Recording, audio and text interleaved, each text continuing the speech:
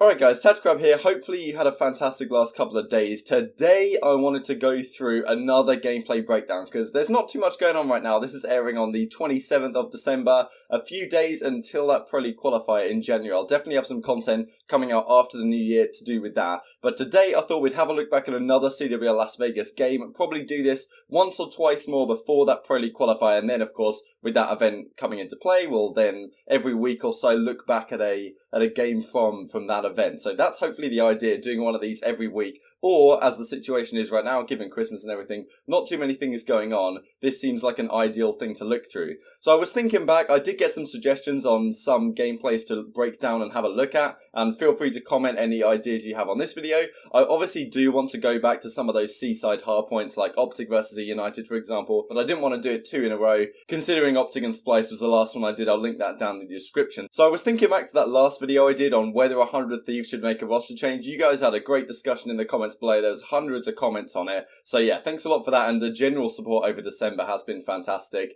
and I'll try and keep the content going as much as possible into the new year. 100 Thieves. Should they make a roster change? Most of you guys seem to be indicating towards yes. So I thought I'd have a look back at that one series from CWL Las Vegas where, you know, they really dropped the ball, I guess, and they got catastrophically outplayed. So firstly, let's have a look at Gridlock, Hardpoint, Arsenal, Search and Destroy. They got pretty battered by Team Sween on both of these.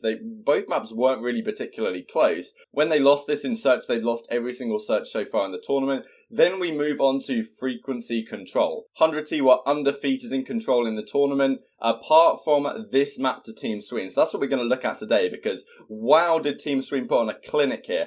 All over the map. The trading, the map control, the strategies were phenomenal to look at. And I thought it would also be cool to have a look at Control as a game mode in general and see what some teams are doing different to others, and how Team Sween could just categorically outplay 100 Thieves in every aspect this map, and maybe highlight some of the issues that 100 Thieves have as a team. So that's what we're going to get into today. Like, if you enjoy, subscribe. If you're new and you think I've earned it, all that good stuff as always. And yeah, let's crack right on with it. So this very first frame we come into, I just want to pause it here. Look at the minimap. This is the first frame we see of this map. This is one of the coolest strategies I saw in the entire tournament from Team Sween. Look how hard they bait 100 Thieves. So 100T go for a pretty standard setup.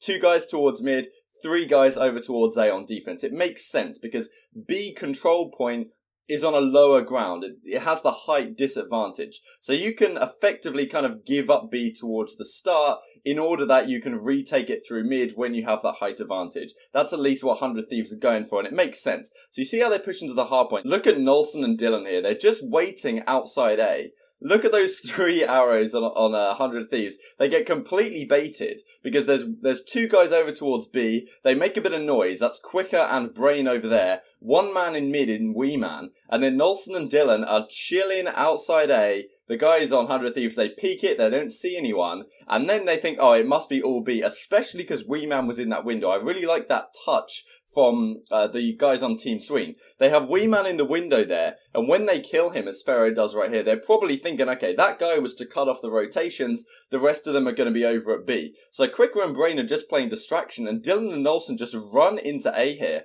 You see how the arrows are still focusing on this B objective, and by the time they even realise what's going on, these guys have already captured nearly an entire segment of this control point. And one point I really like here that Team Sween focused on is that in the hard point, in this control point, they have Nolson, who is the battery player who has the cluster grenade, and you can see, bam, he pulls it out, gets a 2-piece, and the trades are just fantastic here. You see how Dylan and Nolson working superbly well together with their sorgs, and immediately this point is basically captured. I really like Quicker's play as well. Quicker has been an absolutely superb player in terms of the game sense in this control map, as you'll see as he goes on.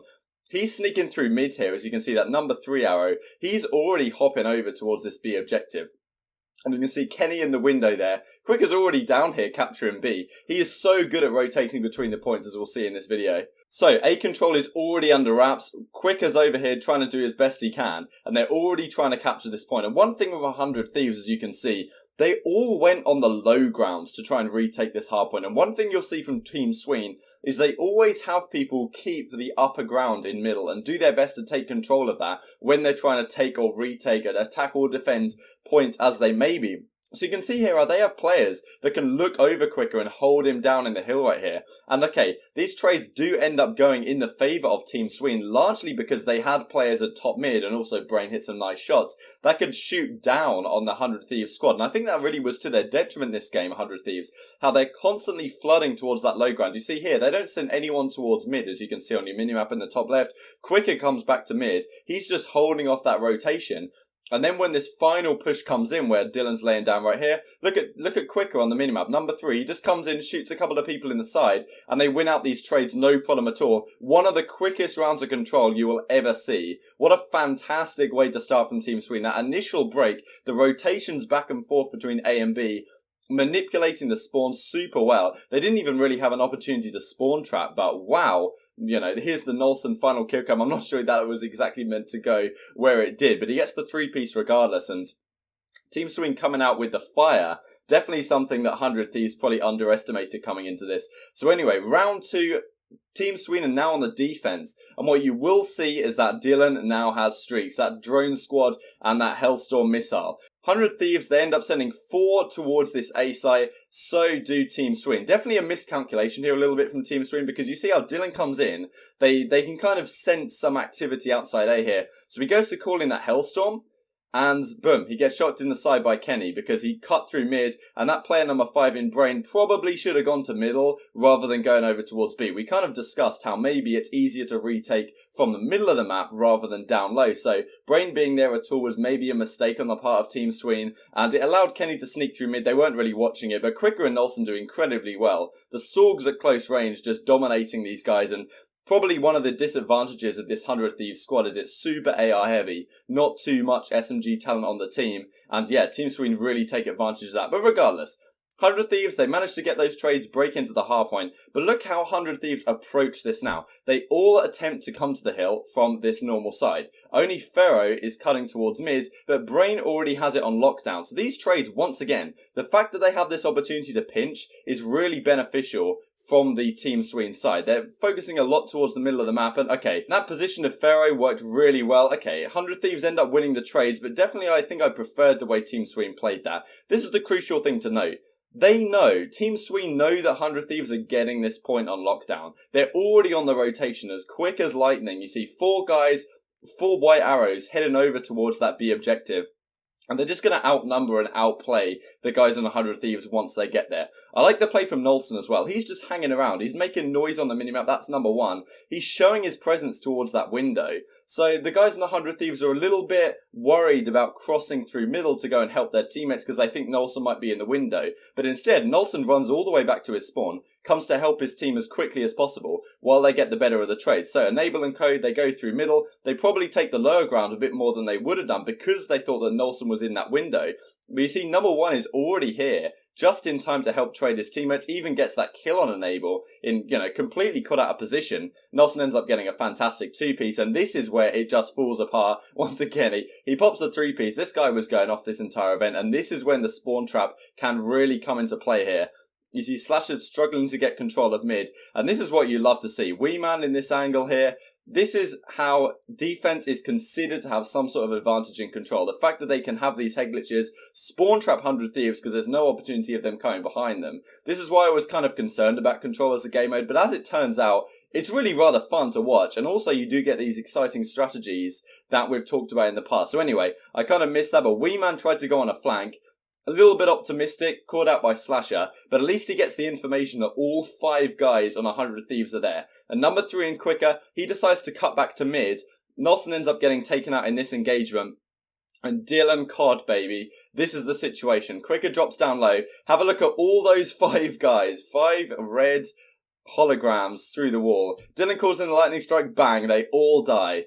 What a play from Dylan as well to save it for that exact point. But at the same time, maybe a miscommunication on the side of 100 Thieves. They try and take the Team Sween approach of let's all run into the hill. And they get absolutely mollywopped. That also kind of sums up to some extent the issues with control right now as I see it. Because it is really streaky. The fact that Dylan got those streaks at the start, they carry on over to these rounds. And especially when you're on the defense. But look at the way he wins this gunfight. Like, the movement was out of control for him, just completely guns down Kenny. And what I really like, a little detail here on the defense, is that you can see that Team Sween are really holding very passive angles in this position. And Brain wins a gunfight on Kenny right here that there's no business winning that. What I really like is Quicker's position once again, because right here they have a minute left.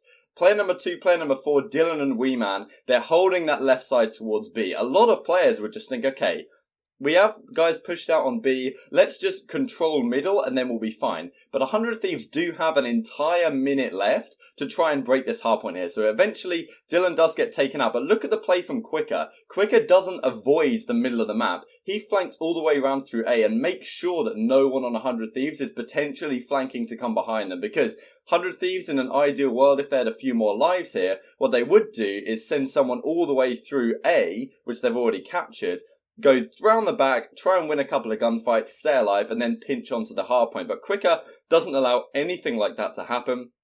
And of course, right now they only have 4 lives left anyway. He catches a nice timing on Ferro here, although, nearly got turn number. It's the Swedish champ, baby. He doesn't lose gunfights, apart from that one to Kenny. Anyway, the trades go in favour of Team Sween, and that round was over in a flash. So I thought just fantastic play. Of course, Dylan's lightning strike really was the factor there. 100 Thieves did have some nice offensive pushes at the start, but I thought that really quick rotation from Team Sween over towards that B objective was the real difference maker here, especially this one from Nolson as well, where he made his presence known over at middle and then just wraps back. Beautiful trading as well from Brain sliding out from there, and that's what separates Team Sween from 100 Thieves in this series. The trading, the team play, the communication, and the rotations as well, which you will see in full force in this final round right here. So they're up 2-0. Dylan, of course, gets his crash before Enable does. You look at Enable in the top right there, doesn't quite have that specialist on lock yet, and that enables Team Sween to run over towards this B objective and get some initial time. And they know that teams on defense tend to favour going towards A at the start, and they pushed it at the start of the last round, so a little bit scared probably were 100 Thieves, and they get the opportunity to get some time on this initial hardpoint, on this initial objective. I always say it wrong. But yeah, so the drone squad does get taken out, but this is where Dylan just doesn't miss any bullets at all. People always talk about the team play on Team Sween, but maybe they underestimate a little bit the gun skill that some of these guys possess, because Dylan was not missing a bullet right here, gets another lightning strike, eventually taken out, maybe a bit optimistic there. You can see Brain as well being really observant of this flank that comes in from Ferro. I don't know if he actually wins this gunfight, does end up losing it. That kind of isolates his teammates in the hill a little bit. So Enable gets his 200 HP, they use it as well, but look at the minimap, look at number 3 in Quicker. They lose a little bit of time over at B. They lose a couple gunfights, maybe they shouldn't have. They know that 200 HP has been popped, and Quicker is immediately on the rotation. 100 Thieves haven't even figured out what's going on yet, and Quicker's already over here with basically no competition. Nolson's coming in as well, and the rotations from Team Sween were just absolutely tip-top. Led the line by Quicker as well. And look at this shoulder peeking from him. Shoulder peeking from him, allowing Dylan to come out and do the dirty work, taking that 200 HP off Kenny. Dylan peeks out, gets one. Dylan peeks out, gets another one. And wow, Team Sween were just dominating this engagement at this time.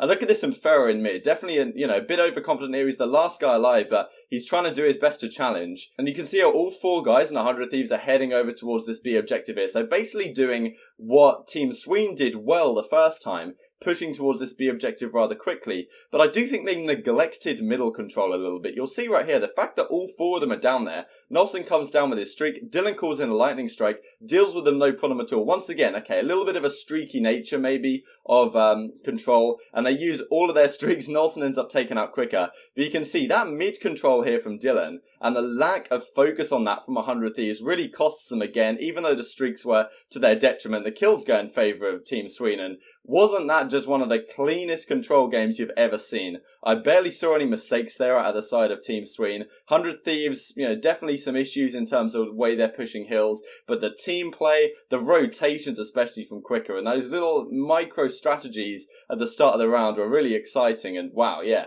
So they take that no problem at all. That was 3-0. That knocked 100 Thieves down to the losers bracket, where they would inevitably be eliminated by Luminosity Gaming for a top 12 finish. And yeah, big shock to a lot of people. Hope you guys enjoyed. Leave a comment down below what you thought of the video. Maybe you have other suggestions of gameplays I should analyse going forward. So like if you enjoy, subscribe. If you're new as always, thank you guys so much for watching as always, and I'll see you next time.